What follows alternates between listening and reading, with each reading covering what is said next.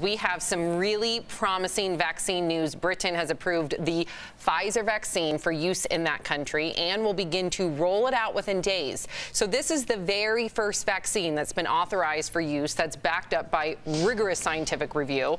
While that's great news for British citizens, a lot of our DBL viewers wondering, what about us here in the U.S.? Well, yesterday, this man, the commissioner of the Food and Drug Administration, was summoned to the White House to explain why the agency hasn't moved faster to authorize the vaccine here in America.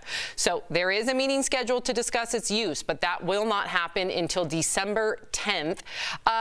Tori, what do you think of the UK authorizing this use and not America? And do you think, I know we've heard a lot of hearsay and a lot of claimed talk that healthcare workers and seniors will get it first. Do you think, A, that will happen, and B, do you think people are actually going to take this vaccine?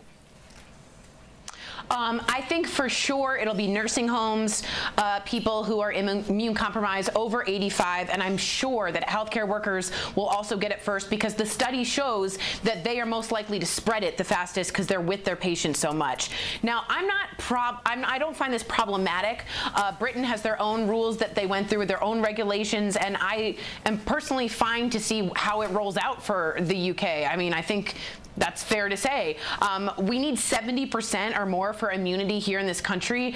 It needs to be an all-out campaign for people to get vaccine. They always say the vaccines don't save people. People getting vaccinated do. So I want the Biden campaign to really push out every possibility. It should be at every CVS. It should be at every Walmart. It should be at every Walgreens. This should be as easy to get as a mask, let's say, which was not easy in the first place. That's what I think needs to happen.